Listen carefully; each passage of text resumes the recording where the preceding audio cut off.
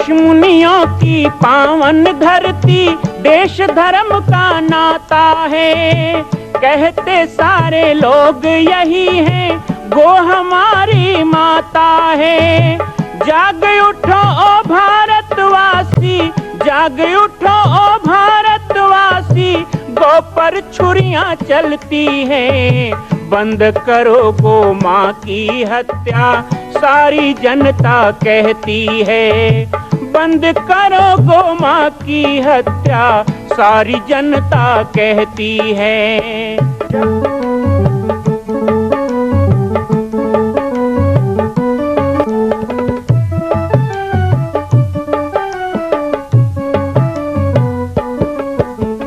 जगह जगह पर बूचड़ खाना, लाखों गौएं कटती हैं। किसे सुनाए व्यथा हमारी, नैना नीर बहाती हैं। रक्षा करना गौ माता की, रक्षा करना गौ माता की, गीता ज्ञान सिखाती है। बंद करो गो माँ की हत्या, सारी जनता कहती है। बंद करो गो माँ की हत्या, सारी जनता कहती है।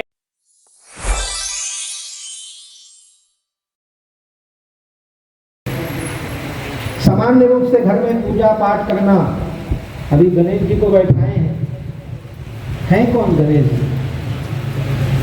मेरा मोबाइल के माध्यम से रोज ऑनलाइन सत्संग होता है, कई बार आप लोग पेपरों में पढ़ते होंगे कि ऐसा पूछा गया, बाबा जी ने ऐसा बताया, ये रोज होता है। हजारों लोग जुड़ते हैं, कई प्रश्न आते हैं। अभी गणेश जी का समय, एक आदमी ने मुझे प्रश्न किया कि भाई गणेश जी हैं क्या, गणेश कौन सा तत्व है? तो गणेश को कहा गया गो गोचरः गोतीन्द्रियम्, गोवे गोवर्धने, गोवत्से गो निर्वृत्ते, गणेशम तत्वतः। केवल और केवल गाय से गणेश हुए हैं। गौ तत्व से गणेश को पार्वती ने बनाया। ऐसे पुतला बनाया था, बोलते हैं पुतला बना के प्राण डाला। तो पुतला बनाया तो किस चीज से बनाया?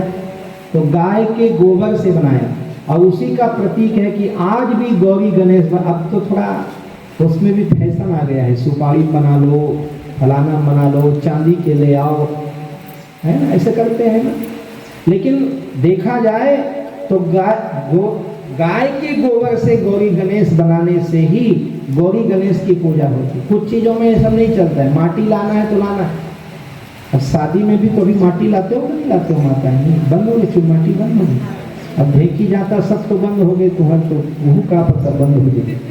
उसके जगह कुछ निकालोगे, रेडीमेड आजकल वो मिल जाएगा, देखना सुमित बाजार, के मार्ट, डी मार्ट में चूल माटी की जगह इसको ले जाओ।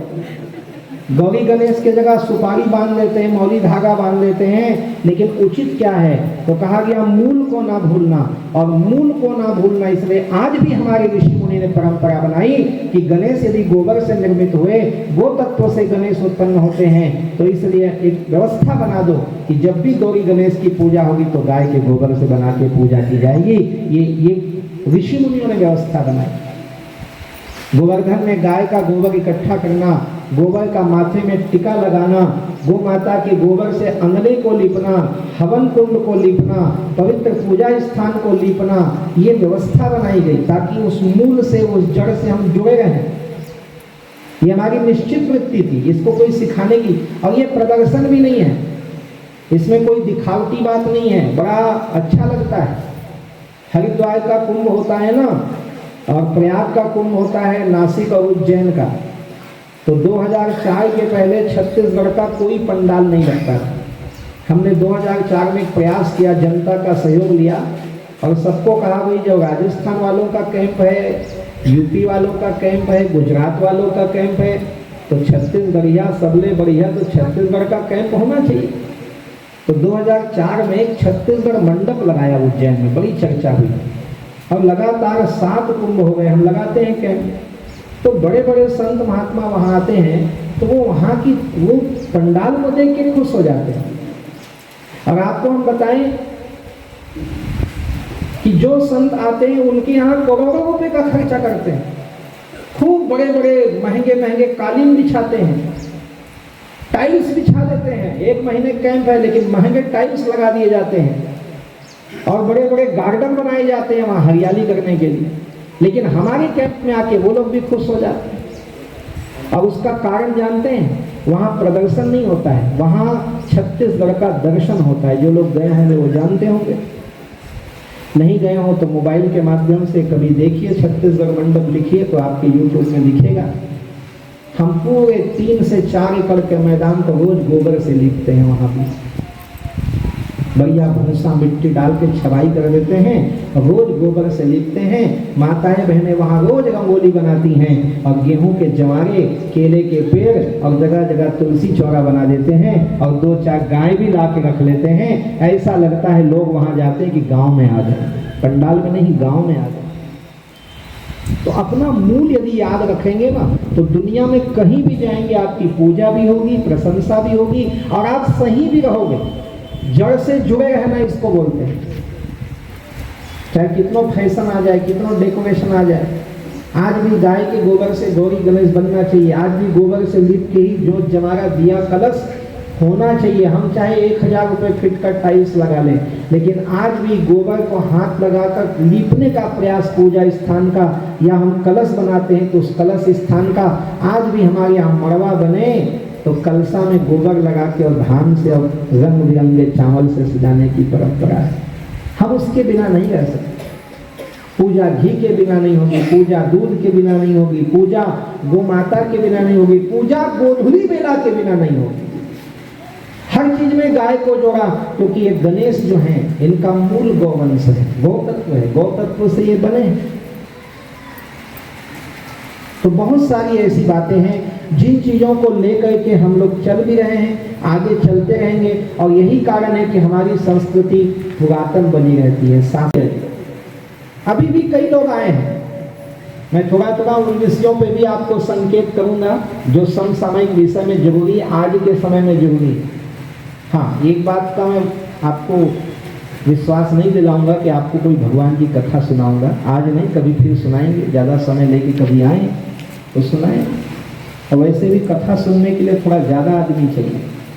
अभी तो ऐसा लग रहा है मीटिंग चल रहा है गाँव में, अपना कम तो महिला समूह में बैठे हो जाते हैं मतलब। तो भाई यहाँ तो क्या कर रहे हैं, लेकिन प्रसंगवश कुछ बातें जरूर बताएं। देखो, इसी सनातन को मिटाने के लिए अभी कुछ लोगों को चिंता हो गई है कि तमिलनाडु के एक नेता ने कह दिया कि सनातन तो कोरोना वायरस की तरह है। तो बड़ा विवाद हो गया है, टीवी चैनल खोलो तो वही, पेपर में देखो तो वही, नेता लोग भी लगे हैं, राजनीति भी हो रही है कस के, बाबा जी लोग भी भिड़े हैं, हमारे पास भी मीडिया वाले आके माइक टिका देते हैं, बोलिए सनातन के बारे में। मैंने कहा मूर्ख, जिंदगी बीत गया सनातन के बारे में बोलते, आज बोलूं? सदा बोलते सनातन के बारे में। हमारा तो जीवन ही सनातन है, हम सनातन धर्म के खिलाफ बोल ही नहीं सकते, तो फिर उसके पक्ष में बोलने की जरूरत क्या है?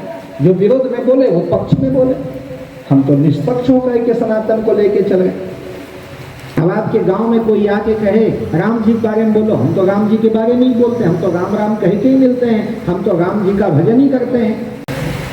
आज के समय में यदि सनातन के बारे में बात उठती है तो ये हमारा जो सनातन शाश्वत रहा है, इसको रावण ने मिटाना चाहा, इसको कंस ने मिटाना चाहा, इसको बहुत से बाहर से आए मलेच्छों ने, मुसलमानों ने, मुगलों ने, गाजियों ने, मौलवियों ने मिटाना चाहा, ईसाइयों ने मिटाना चाहा। आज भी मिटाने की कोशिश कर रहे हैं, हम लोग चिंतित होते हैं। आज भी हमारे बालोद जिला में ही कई ऐसे गांव आपको दिखा दूं जहां गणेश नहीं बैठाया गया है, मना कर दिया गया है, तुम गणेश नहीं बैठा सकते। कहां तुम जाते हैं? जब जोग विरागा तत्मग भागा श्रवण सुनई सीसाया पयु विधावई रहे न पावई धर धर घालई कीसा अति भ्रष्टाचारा भाषण सारा श्रवण सुनई नहीं काना। ये रावण का कहा था कि तुलसीदास जी इनडायरेक्ट हमको बता रहे हैं। 500 साल पहले वो बूढ़े बाबा जी ने लिख दिया रामायण, उस रामायण में ये बातें लिखी, आज क्या आप देख नहीं रहे हैं? चलो सोचते थे अरे वो वहाँ होता है, कहाँ होता है? बोले पाकिस्तान में होता होगा। ये कहाँ होता होगा? बोले बांग्लादेश में होता होगा। ये कहाँ होता होगा? पश्चिम बंगाल में होता होगा। लेकिन ये आग लगते लगते लगते लगते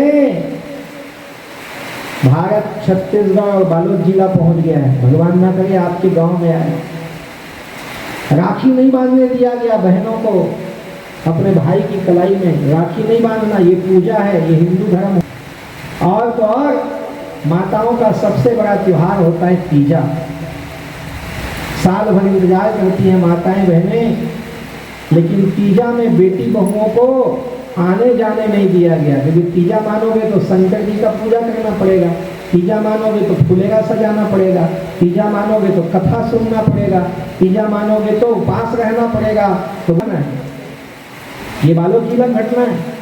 गणेश नहीं बैठा सकते, राखी नहीं बांधोगे, तीजा नहीं मनाओगे, दुर्गा नहीं बैठाओगे, तो क्या करना है? शराब पियो, मांस खाओ, मस्त रहो। कोई मंदिर नहीं है, कोई भगवान नहीं है, तुम हिंदू नहीं हो, तुम सनातनी नहीं हो। आज जब ऐसी स्थिति आती है तो मुझे भी लगता है कि रामायण सुनने की क्या जरूरत है, रामायण पढ़ने की क्या जरूरत है। तो जरूरत क्या है? रामायण करने की। जो राम जी ने किया वो करना ज्यादा जरूरी है। राम राम करने से ज्यादा है राम जी ने जो किया वो करना है। अब आप कहेंगे करना क्या होगा? देखो हमारे तो आगे पीछे कोई नहीं है, इसलिए 1997 में जब गौरक्षा आंदोलन शुरू किया तब छत्तीसगढ़ में 7 गौशाला थी, आज 170 हैं। 7 गौशाला थी। गाय इतनी संख्या में जाती, उस समय लोग गाय को बेचते नहीं थे, कोई गली में छोड़ते नहीं थे, लेकिन बहला के, फुसला के, चोरी करके, पैसा दे के, दलाली करके, कोचिया बाजार लगा के इतनी गाय जाती थी, इधर से चारामा जाती थी। हमने कई बार छापा मार मार के दूर नाका में 14 चक्के के ट्रक होके बहुत घटनाएं हुई। मेरा नाम भी सब जानते हैं। उस समय में गौ माता के लिए लड़ते रहे कि भाई गौ माता की हत्या के लिए एक भी गाय नहीं जाना चाहिए छत्तीसगढ़। पर आज की स्थिति में यदि ट्रक खड़ा कर दो, गाय बैल ले जाना है, तो आपके ही गांव में हो सकता है यही कुछ लोग बैठे हो जो कहोगे मैं और 500 गेहूं लोगों गाय लेंगे।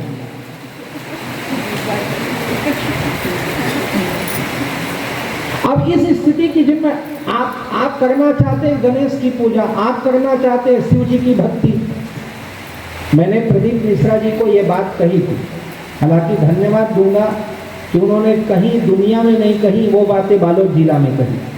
और जो बातें मैंने उनको कही उन्होंने सारा विषय मंच में उठाया। धर्मांतरण के लिए वो नहीं बोलते हैं, मैंने कहा आपको बोलना होगा, यहाँ बहुत समस्या है। उन्होंने कहा आदिवासी भाई बहनों को जो बैगलाया जा रहा है तुम हिंदू नहीं हो, उसके बारे में मैंने कहा तो उन्होंने वो विषय भी लिया। बुरा देव भी शंकर हैं, तुम किसी के बहकावे मत आओ। शराब के बारे में वो बोलते नहीं है, हमने कहा तो 2-3 दिन उन्होंने विषय लिया। एक विषय और उनसे निवेदन किया पर वो बोले नहीं, लेकिन कौड़िया में बुलवाएंगे उनसे। छत्तीसगढ़ की बड़ी समस्या, यदि बालोद की कथा में 1 लाख परिवार आए थे, भले वो 15 लाख लोग हों, पर 1 लाख परिवार से तो लोग आए थे, वो एक संकल्प लेके जाएं कि एक गाय अपने घर में रखना है, तो मुझे लगता है कि छत्तीसगढ़ पुनः गौवंश से हरा भरा हो जाएगा और गौवंश की पुनः स्थापना। सामने चुनाव आने वाला है, उसके बारे में नहीं बोलूंगा तो लोग कहेंगे बाबा जी तो कुछ बोले ही नहीं, क्योंकि आजकल हर आदमी उसी के बारे में बात करता है। देखो हमने तो एक बात कही है, चाहे वो भारतीय जनता पार्टी हो, कांग्रेस पार्टी हो, चाहे झाड़ू छाप हो, चाहे सूपा छाप हो, अपना जाने। हमारा कहना ये है कि छत्तीसगढ़ को धान का कटोरा कहते हैं। क्यों कहते हैं? ट्रैक्टर के कारण नहीं कहते हैं भाई साहब, बैल के कारण कहते हैं, यहाँ की गौवंश के कारण कहते हैं, यहाँ के गांव के कारण कहते हैं। गांव धान पैदा करता है, गाय धान पैदा करती है, गाय का गोबर धान को पैदा करता है, और गाय के घी से जब गांव गांव में हवन होता है तो उसके धुएं से बारिश होती है। और ये मैं नहीं कह रहा, यदि आपको कृष्ण पे भरोसा है, गीता को आप मानते हो, यदि हिंदू हो, तो यज्ञेन यज्ञमयजन्त देवास्थानि धर्माणि प्रथमान्यः सन्नहतेनः महिमानतः सजन्त्य सर्वे साज्याः सन्ति देवा। और सरल भाषा में कहें तो यज्ञात् भवति पर्जन्यादन्न संभव, अन्नात् भवति भूतानि यज्ञ कर्म समुद्भव। कृष्ण कहते हैं यज्ञ के धुएं से बादल बनता है, बादल से बरसात होती है, बरसात से अन्न होता है, और अन्न से हम लोग होते हैं। किसी सरकार के घोषणा पत्र में देखे हो, मैं जब जीतूंगा तो आषाढ़ सावन में बराबर पानी गिरवाऊंगा, ऐसा कोई लिखता है किसी के बाप में दम है? कुआर में जब तुम अल्लाह धान पानी की जरूरत रही तो मैं गिराऊं, ऐसे लिखे कहो नेता होगा। कोई कह सकता है कि गर्मी के दिन में तुमको ज्यादा गर्मी लगेगा तो मैं बादल लाऊंगा, आकाश पानी गिराऊं। कोनो नेता लिख के दी, ये घोषणा यदि कोई कर सकता है तो मेरा ऊपर वाला कर सकता है, कोई दूसरा नहीं कर सकता है। और उसको तो घोषणा भी करने की जरूरत नहीं है, सृष्टि का नियंत्रण उसके हाथ में है। फिर भी ये मूर्ख नास्तिक लोग कहते हैं भगवान क्या है, शंकर की पूजा क्यों करते हो, गणेश क्यों बैठाते हो, यज्ञ क्यों करते हो, हवन क्यों करते हो, पूजा क्यों करते हो। इन मूर्खों को ये भी नहीं पता कि जिसका ये खाते हैं ये उसका भी नहीं गाते हैं। कितने बड़े गद्दार हैं। कम से कम जिसका खाते हो उसका तो गाना सीखो, उसको तो हाथ जोड़ के धन्यवाद देना सीखो। एक लोटा जल शिव को चढ़ाना, राम करना, राम राम कहना ईमानदारी समझो। जिसका खाते उसका भी नहीं गाते, कोई गारंटी नहीं देता, पर हम कह रहे हैं अच्छा 1 रुपए किलो में चावल दे रहे हैं, 2 रुपए किलो बाप का माल है दिए जा रहे हैं, 2 फोकट का माल दे दे के लोगों को बेवकूफ बना रहे हैं। इसी पे पूरी राजनीति चल रही है छत्तीसगढ़। फोकट में ये देंगे, फोकट 2 रुपए देंगे, मैं देता हूँ चलो तुम इनको सब 1 रुपए 2 रुपए किलो। आज 20 साल से बालक दास अकेले चिल्ला चिल्ला के बोल रहा है छत्तीसगढ़ में कि मेरी गौ माता को भी 5 रुपए किलो में पशु आहार दो, तो सरकार क्यों नहीं देती? गाय बैला मन वोट नहीं डाले थे कर सकती, मन को वोट डालती ना, छुपाई के गोमूत्र पीक निकलती घर में नेता मन, गाय वोट नहीं देती। मां कौशल्या की पावन जन्मभूमि छत्तीसगढ़ प्रांत में बालोद जिला में स्थित है श्री सर्वसिद्ध शक्तिपीठ जामड़ी पाटेश्वर धाम। परम पूज्य सद्गुरुदेव राजयोगी बाबा जी की तपस्थली श्री पाटेश्वर धाम और विश्व के अद्वितीय मां कौशल्या जन्मभूमि मंदिर निर्माण का दर्शन करने और इसी प्रकार समसामयिक विषयों पर अपना ज्ञानवर्धन करने के लिए और 10,000 गायों के लिए बनने वाले श्री हनुमान नंदीशाला गो अभ्यारण्य का समाचार प्राप्त करने के लिए आप सभी देखते रहें YouTube चैनल पर राम बालक दास, और हमारे चैनल को आप सभी सब्सक्राइब करें, घंटी का बटन दबाएं ताकि आप सूचनाओं से जुड़े रह सकें। जय श्री राम, जय गौ माता, जय गोपाल।